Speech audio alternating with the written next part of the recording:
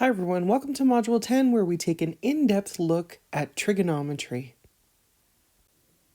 By definition, trigonometry is a branch of mathematics that really deals with angles and triangles.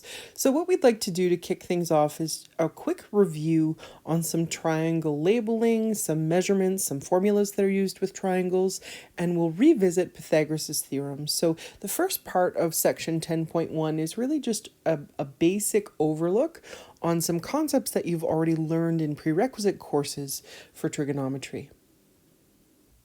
To make sure we're all on the same page about labeling, when we label parts of a triangle, capital letters are usually reserved for angle measurements, while lowercase letters are the sides opposite those angles. So if I have a triangle here, a little rectangle or box in the corner rather, would tell us that this is a 90-degree triangle or a right triangle.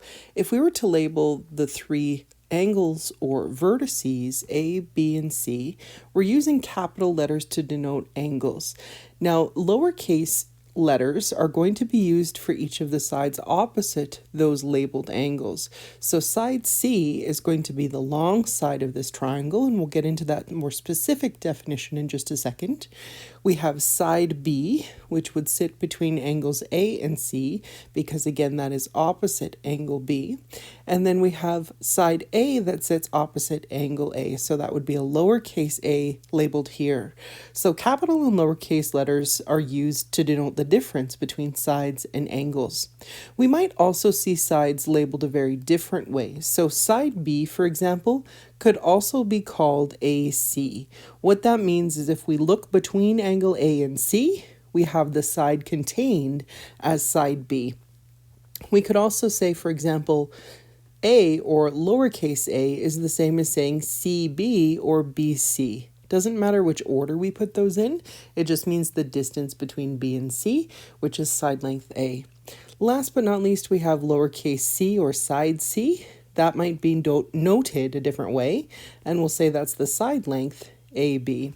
So just quick reminders on how we can label things like sides and angles when we're talking about triangles. A few other bonus pieces of information. We always want to remember that the sum of all interior angles inside that triangle is always going to be 180 degrees. So if you're to add those three angles, they would always sum to 180. Aside from that, you've taken a look in previous courses with something we call Pythagoras' theorem or the Pythagorean theorem. Pythagoras' theorem says if you take side length C and you square it, that's going to be the same as a squared plus b squared. So this only works for right triangles, and C has to be the longest side, and it's always going to be the side opposite the 90-degree angle. So Pythagoras' theorem is something that we're going to use quite a bit in this module. But we just want to remind you of the theorem and its purpose. So we're going to get into proper labels for these side lengths, but again, we're just trying to find our bearings and make sure that everyone is on the same page when it comes to labeling these triangles. What you're also going to see occasionally in this module are different symbols used for unknown angles. So you will often see symbols like theta. You'll often see symbols like beta or alpha. Any one of these symbols can be used to denote some unknown angle measurement. So don't shy away from these Greek letters. They're often used when we talk trigonometry.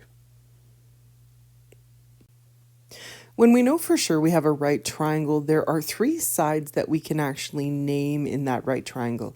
We have the hypotenuse, which is the longest side. The longest side is always going to be opposite the 90-degree angle. So again, it's very easy for us to identify the hypotenuse. We have a side opposite, which happens to be opposite what we call the reference angle. So you have to have a point of reference when you are drawing up these sides. And you'll also have what we call an adjacent side. So this is a side side that touches the reference angles. So before you label opposite and adjacent sides, you're going to have to pick some sort of reference. It has to be chosen before you can do those labels. And one thing we also want to make sure of is that the reference angle is always going to be one of the acute angles. So by acute, we mean it's an angle that is measuring less than 90 degrees. So let's draw a couple of triangles and make sure that we are labeling those triangles correctly. So we have two pictures here, and with these two pictures, if we wanted to label the hypotenuse, the opposite, and the adjacent sides, the hypotenuse is nice and easy. It doesn't matter which picture we're looking at, the hypotenuse is in the same location. It is directly across from that 90-degree angle, and it will be the longest side of a right triangle. The opposite and adjacent sides, though, take a little bit more thought, and we have to have a reference angle picked first. So in our leftmost picture, I'm going to pick angle A as my reference, and I'm going to mark it by putting a little theta symbol here. So if angle A is the reference, the side opposite is always going to be directly opposite that reference. So I know the bottom base of this triangle is going to be my side opposite. The adjacent side is always the one that touches that reference angle. So in this case, we see the adjacent side is this height, or the vertical side of this triangle. If I change my point of reference, though, once again, the hypotenuse stays the same, but opposite and adjacent sides will switch. So the side opposite is now going to be the vertical side, and the side adjacent, or the side touching that angle, is going to be the base of our triangle. Now we are only allowed to choose reference angles that are acute angles. I could never choose a 90-degree angle as my reference, because then the opposite and hypotenuse would be the same side, and that doesn't make much sense. So we have to make sure that we're choosing acute angles before we label our triangles, and choosing those as our points of reference. Now in trigonometry, we have things called primary trigonometric ratios. These are special ratios that can be used because what we know about triangles that are similar is that similar right triangles have corresponding sides that are proportional. So we could stretch or shrink a triangle and have side lengths that are proportional as long as those angle measurements are the same. So the three primary trig ratios that we talk about are the sine ratio, we talk about the cosine ratio, and we talk about the tangent ratio. And in order to understand these ratios or use them, once again, we have to pay very close attention to the side lengths and how those sides are labeled in particular. So when we talk about the sine ratio, it's the ratio of the length side opposite divided by the hypotenuse. So we write that by saying the sine of some angle theta, and maybe you'll have a letter in there on occasion, but sine of some angle theta is always going to be the opposite side divided by the hypotenuse. If we're talking about a cosine ratio, we say that cosine of some angle theta always compares the side adjacent with the side hypotenuse. So we've got sine, we have cosine, and your third ratio is called the tangent ratio. So when we talk about the tangent of some angle theta, this is always a ratio of the side opposite divided by the side adjacent. So it doesn't matter how big or small your triangle is. If we calculated the tangent ratio for, let's say, 15 degrees, it would be the same ratio no matter how big or small that triangle was, as long as the angle measurements were all the same. Again, that's because similar triangles have what we call proportional side lengths. So when we look at sine, cosine, and tangent, we often use the acronym SOHCAHTOA. So SOHCAHTOA means sine is really opposite over hypotenuse. There's our SOH. Cosine of some angle theta is really your adjacent side divided by the hypotenuse, so that's ka. And then we say TOA, or the tangent ratio for theta, is always the opposite side divided by the adjacent side. So SOHCAHTOA was an acronym that we were using to help remember how these ratios worked. What we'd like to do now is put some of these ratios to the test. So example number 1 asks to find the primary trigonometric ratios for theta, or of theta, for the following triangle. We want to make sure that we state the exact values first, and then we can do approximations to 4 places after the decimal. What I want you to recognize in this picture is that we've actually chosen a reference angle because we've got it marked as a theta. Now that we know our reference angle, it's important for us to label all of these sides properly. So the hypotenuse is the first and sort of easiest side for us to navigate. So the hypotenuse is opposite that 90. So I'm just going to label that as the hypotenuse. Remember, the opposite side is always opposite the reference angle. So we know that the opposite side is sitting along the bottom of the triangle and the adjacent side is touching that reference. So the adjacent side is measuring 3 units in this case. So we have 3 units as an adjacent side. We have 5 units as the side opposite, but we're missing the hypotenuse. In order to find the hypotenuse, we can go back and use Pythagoras' theorem. We know that a squared plus b squared is always going to be equivalent to c squared. So our a value, the way it's been labeled, is 5. So we can say that 5 squared plus our b value, which we know is labeled as 3 in this case. Well, we've got a missing letter. We can say that that vertex is b. So small b, or side length b, would be 3 squared, and that's going to equal c squared, or our hypotenuse squared. So we can just do a quick calculation here. 5 times 5 is 25, plus 3 times 3, which we know is 9. That's equivalent to c squared. So 25 plus 9 is 34. And if 34 is c squared, usually we say when you take the square root of a number, you take plus or minus. But because we're talking about side lengths, we're going to ignore the negative root in this case. So c, the side length that we're after, is going to be the square root of 34 if we square root both sides. So you can label that if you like, if it makes it easier for you. I'm just going to include that here, square root of 34, just so we can find our trig ratios nice and quick. So if I wanted to find the sine of angle theta, by the way, we could say sine of angle A because it was labeled that way as well. The sine of theta is going to be the opposite side divided by the hypotenuse. Remember, this is so katoa.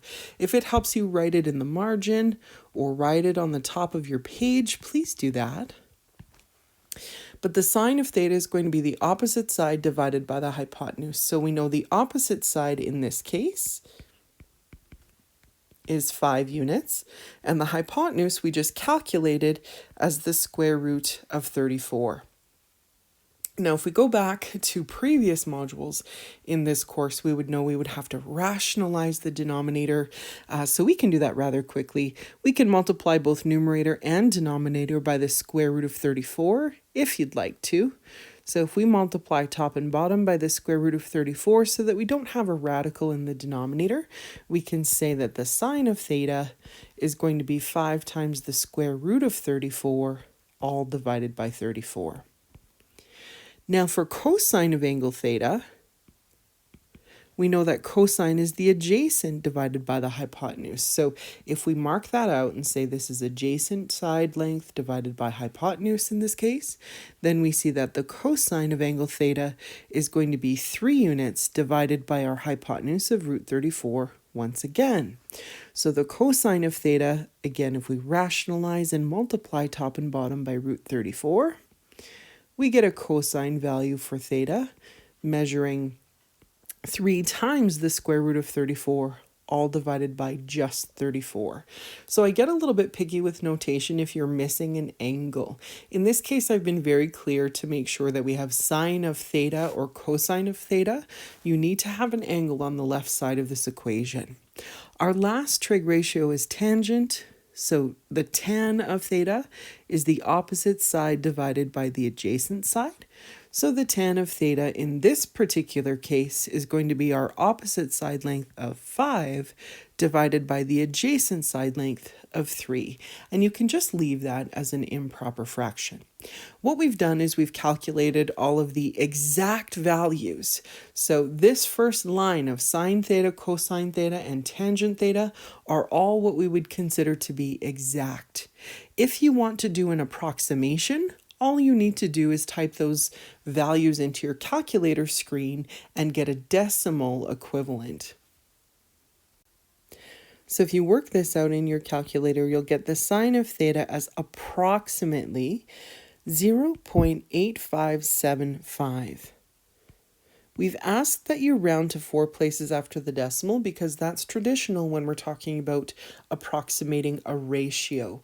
So remember, you have an angle on the left side of the equation, but a ratio on the right side of the equation. If we do the same thing for cosine theta and we type in 3 times the square root of 34 all divided by 34, you should get approximately 0.5145 if you round to 4 places after the decimal.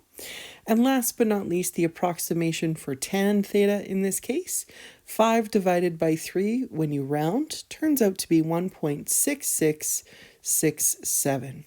So we have exact values first when we use those radicals and fractions, and then we have approximations when we type those fraction values into your calculator. Aside from working with ratios, there are special triangles that we want to consider as well. A special triangle is going to be one of 2 measurements. Essentially, the first special triangle is a 45 degree, 90 degree triangle. So if you take a look at those side lengths, we see that the legs of the triangle are the same size. So we've got a leg measuring 1 unit and another leg measuring 1 unit. And I guarantee if we use Pythagoras' theorem, we would find the square root of 2 as the length of our hypotenuse. So this is the standard measurement for a 45 degree, 90 degree triangle. The second special triangle is actually a 30, 60, 90 degree triangle. So what I want you to be paying close attention to here is that the largest side is always across from the largest angle, and the smallest side length is always across from the smallest angle. So we've got a side length of 1 across from 30 degrees because that's the smallest side and the smallest angle. We've got a side length of 2 measuring your hypotenuse out, which is of course across from the 90 degree angle, and the square root of 3 is somewhere between 1 and 2 as a decimal value. So we can see why that's opposite 60 degrees. What I want to show you is how these special triangles can actually be used to find exact measurements for other special triangles. So if I were to draw a 45, 90 right underneath here, just going to do a quick little picture, and you can assume that this is a 45, 90, and I'll label it that way. So you've got 45 degrees, and of course our right angle. If I told you one side length, if I said, you know what, this is actually a side length of 3 units, so I've got 3 units as my triangle height, you could actually fill in the rest of the angles based on that piece of information, or you can fill in, the rest of the side lengths based on that piece of information alone.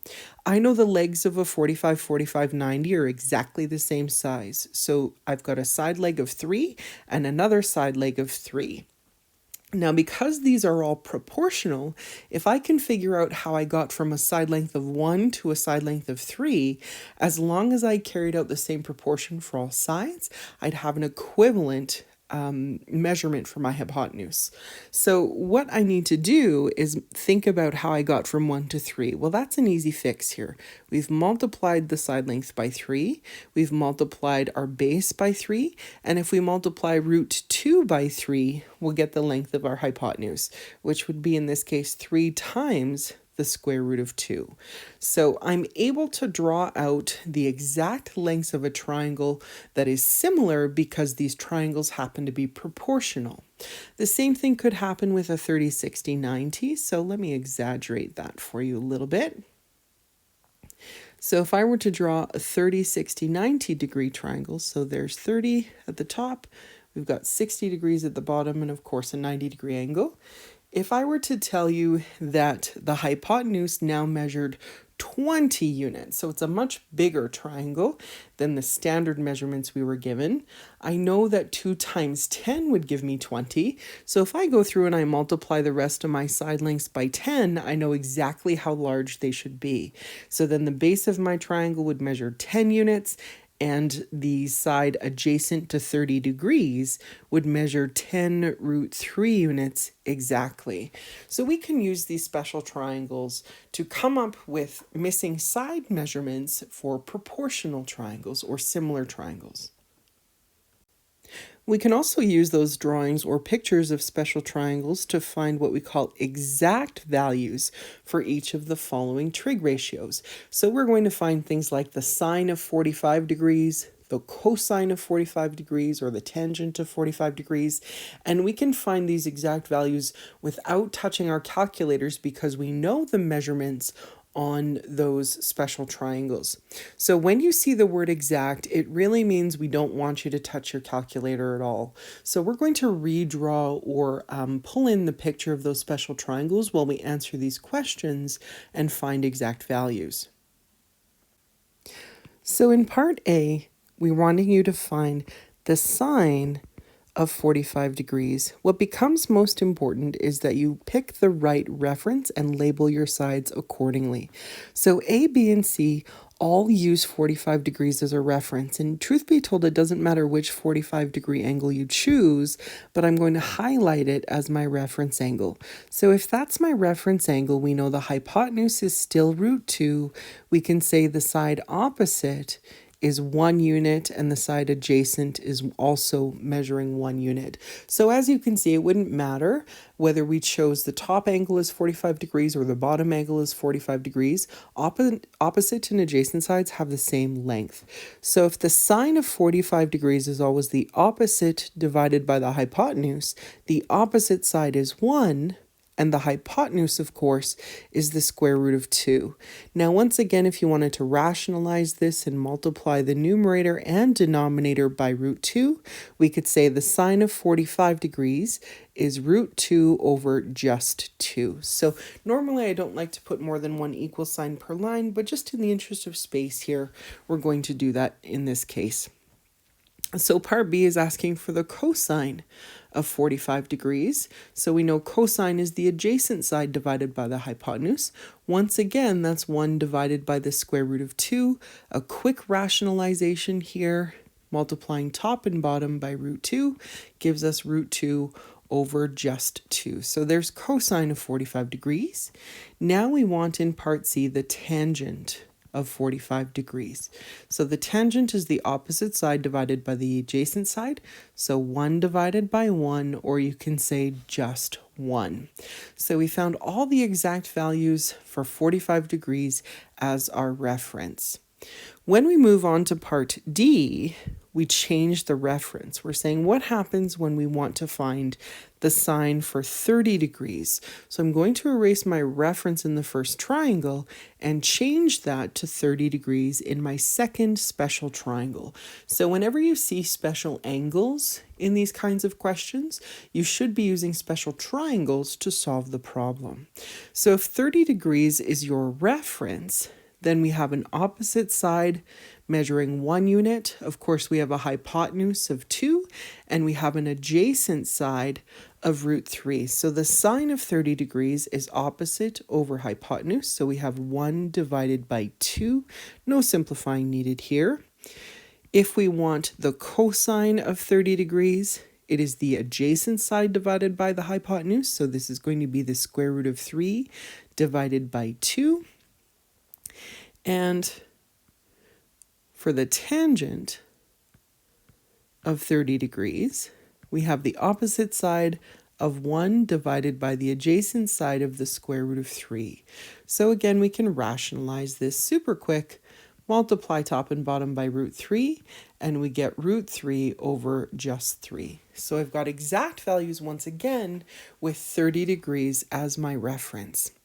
Now the last set of questions involves 60 degrees as the reference. So if I wanted to find the sine of 60 degrees, I have to change my labels. So I'm going to erase all these labels. Might as well get rid of them all here and pick 60 degrees as my reference. So the hypotenuse doesn't change, but my opposite and adjacent sides do. So my opposite side is now root 3.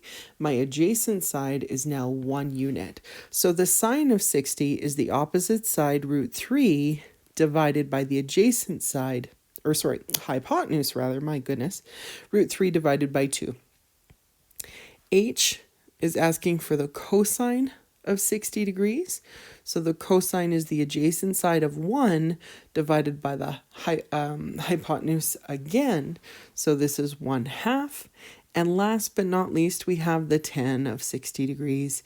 And the tangent of 60 degrees is going to be the opposite side divided by the adjacent side. So this is root 3 over 1, or you can say just the square root of 3.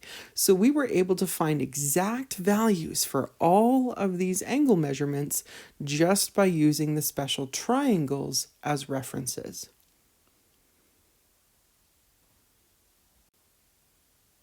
Now, if we don't have special angles or we can't use special triangles, what we need to practice are finding ratios with your calculators.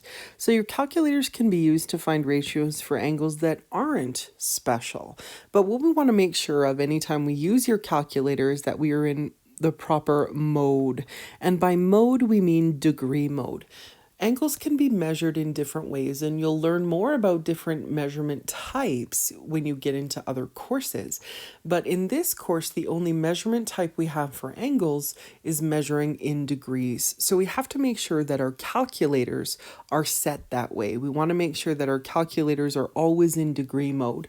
And just as a side note, if you ever change your batteries or do a hard reset on your calculators, the default is not in degrees. So you have to be very mindful of changing your mode if you have some sort of reset. It's probably not a bad idea just to double check your mode every time you use your calculator when you're dealing with trigonometry types of questions. So we're going to show you the proper keystrokes to find things like the sine of 22 degrees or the tangent of 35 degrees. Those are definitely not special angles, so we must use our calculator in these cases. So when you find your ratios, please make sure you are rounding to 4 places after the decimal, because that's the traditional amount of decimal numbers or places after the decimal that we want when we're dealing with trigonometric ratios. So if we want to find the sine of 22 degrees first, let's make sure we're in the proper mode. Right beside your second function key is a mode key. When you type in mode, what you notice is that the mode that's selected is the one that's darkened. So right now my calculator is what we call radian mode. If I typed in the sine of 22 degrees but I were in radian mode, I'd get a very different answer. So we don't want to be in radians. So if you arrow down and hover over top of degree mode and then click enter so that it's highlighted or it's darkened, now we know we are in proper degree mode. So we can quit right out of this screen and land back on your home screen. And we just want to type in sine of 22 degrees. So look for your sine key. It's right above, I guess, 2 keys above your number 7. So the sine of 22 degrees literally is typed in as the sine of 22. You don't need a degree symbol because they know this is in degrees.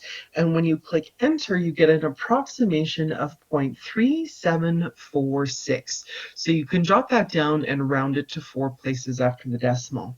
The tangent of 35 means we type tangent. Again, we click 35 for 35 degrees, close that bracket, and you can click enter. What you get this time is approximately 0.7002. So without having to draw any triangles, we can say sine of 22 degrees is approximately 0.3746, and we know the tangent of 35 degrees is approximately 0.7002. Now, sometimes students lose sight of what this actually means. What this means is if I drew a right triangle with an acute angle of 22 degrees in it, and I were to measure the side opposite and divide that by the side hypotenuse, it doesn't matter how big or small I draw those side lengths, as long as the acute angle measures 22 degrees, I will always get a ratio of those two sides measuring 0.3746. If I were to draw a triangle or a right triangle with a 35-degree acute angle, and I measured the side opposite and I divided it by the adjacent side, I would always get 0.7002 as my ratio. So aside from finding ratios, your calculator can be used to find angle measurements as well. But we have to use a different function in order to do that. Anytime you're looking for an angle measurement, so if theta is missing or if we don't know what angle A or B happens to be, we need to use what we call an inverse function. So there's a sine inverse, a cosine inverse, and a tangent inverse function that we need to be utilizing. So anytime you're looking for theta or you're looking for an angle, you have to use the inverse. So the inverse functions can be found tied to your sine, cosine, and tangent buttons, but they are second functions. So let's go through how to actually find sine, or theta rather, when we know that, let's say, the sine of theta is 0.4789. We will find theta if we know that the tangent of some angle theta is 0.698 or 6.9800 rather, and cosine theta is 0.7999. So I'm just going to do sine theta on our calculator and work through that process with you. So if we're told the sine of theta is 0.4789, so we have the ratio, but we want to find the angle, you have to go second function, back on your calculator screen, second function, and then sine, because in blue, that's the little sine inverse key, and we type in that ratio. So we have 0.4789. What that tells us is the angle that is corresponding to this is 28.6 degrees. So with angle measurements, we can traditionally round to just the nearest tenth. We don't have to go 4 places after the decimal like we do with ratios. So sine inverse of that ratio, 0.4789, gives us an angle measurement of 28.6 degrees. The next question on your slide says the tangent of theta is 6.9800. So we need to use a tan inverse this time to find that answer. So tan inverse of 6.9800 is going to give us an angle measurement of 81.8 degrees. So again, we're finding angles given those ratios. The last example is a cosine ratio. It says the cosine of theta is 0.7999, so we can go second function cosine of 0.7999, and we get an angle measurement this time of 36.9 degrees. I'm going to show you on our slide how to write this properly in your notes so that you can help or better remember this process in the future. So if I wanted to use proper notation to reiterate how we solved for theta in each of these cases, if you started with sine theta as 0.4789 as a ratio, then theta on its own, the angle all by itself, is found by taking sine inverse of 0.4789. And this is where you would say theta then as approximately 28.6 degrees. Now, a couple of things I get super sticky about. You have to make sure when you're finding an angle measurement that you use a degree symbol. Otherwise, it means something very different mathematically. Aside from that, I shouldn't say sine of theta equals 28.6 degrees because it's just an angle measurement. It's not a ratio anymore. We use the ratio to get the angle. So just theta is equal to 28.6 degrees. In part B, we know that tangent of theta was 6.9800. So theta on its own, just the angle, was found by taking tan inverse of that ratio, 6.9800. So theta, the angle that we calculated, was approximately 81.8 degrees. Now in part C, we know that the cosine ratio was given, so cosine theta was 0.7999, and theta on its own is found by taking cosine inverse of that decimal number, or that ratio. So theta in this last case was approximately 36.97 degrees. Or sorry, 36.9 degrees. So if you really wanted to check that you were on the right track, you could type in the cosine of, let's say, 36.9 degrees, and you would get something really close to 0.7999. Again, it would be really close because we're just giving approximations in this case. But once again, anytime you want to find an angle, you must use the inverse. All that calculator work and all of our proper labels and SOHCAHTOA ratios lead us to our final example in this section. We want to use the triangle given below to find angle A, angle B, and angle C. So I'm going to start with angle A, and I'm going to put a little marker here that's my reference. If I want angle A, the side lengths that I have in order to calculate it are the sides opposite, and I have, of course, the hypotenuse. So angle C is the right angle. That makes it easier for us to identify those sides. And although I'm missing a third side, I don't need to calculate it. We could use Pythagoras' theorem to calculate it, but if at all possible, we always want to use the information we're given over information that we have to find on our own.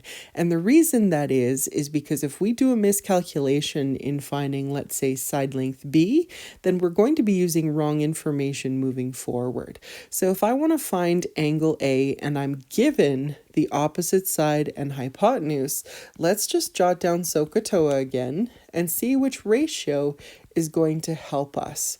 So for angle A, if we want to deal with opposite and hypotenuse, that's a sine ratio. So we can say the sine of angle A, which is the unknown for us, is the opposite side, or 8.64 units, divided by the hypotenuse, which is 15.46. Now that's a ratio. We can convert that to a decimal number if you really want to, or it actually is more helpful for us to say my angle, or A, just by itself, is going to be found by using the sine inverse of that ratio. It's just that this ratio happens to be written as a fraction, but that's perfectly fine. So we've got 8.64 divided by 15.46 in those brackets. So on your calculator screen, you can go sine inverse, and then in those brackets, 8.64 divided by 15.46. And when you finish that calculation, what you get for an A value is approximately 33.98 degrees. Or if you're rounding to the nearest tenth, it would actually round up to 34 degrees. If we want to do the same kind of thing and we're looking for angle B instead, let me change my reference and let me change my labels here. We'll start all over again. If B is my reference, because that's the angle that we are looking for, again, we have the hypotenuse. We didn't need to change that. But 8.64, if B is your reference, is no longer the side opposite. It's actually the side adjacent. So if we look at our trig ratios, the cosine ratio deals with the adjacent side and the hypotenuse. So we would say the cosine for angle B, because B is our reference, is going to be the adjacent side of 8.64 divided by the hypotenuse of 15.46. Once again, if we want to find just angle B, we have to use cosine inverse functions. So this will be the cosine inverse of 8.64 divided by 15.46. This is a different ratio, so you're going to get a different answer than we did for the previous angle for angle A. So be mindful, this is cosine inverse. Again, 8.64 divided by 15.46. You should get roughly 56.02 degrees as your B value.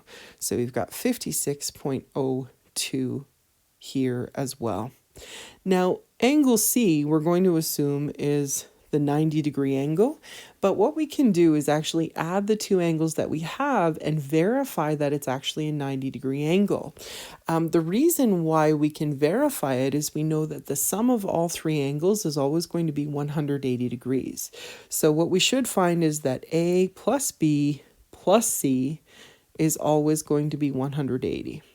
So we have angle A, which is measuring 33.98 degrees.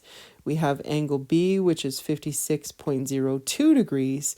Angle C, we're assuming is 90, but you can leave it as plus C for now just to verify, and we'll say that's equivalent to 180 degrees. So if you add or sum together the two angles that we have, 33.98 plus 56.02 is in fact 90 degrees. So 90 degrees plus angle C should give us a total of 180 degrees.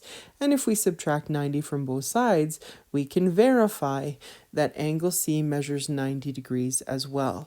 So we were able to find angle A, we were able to find angle B, and we were able to verify that angle C was in fact a right angle. Now you're ready to do the homework questions for section 10.1. And again, this is just a review for trigonometry that you've probably learned or might remember from prerequisite courses. As always, though, if you do have any questions when you're doing these homework parts, please make sure that you reach out and get them cleared up before you move on.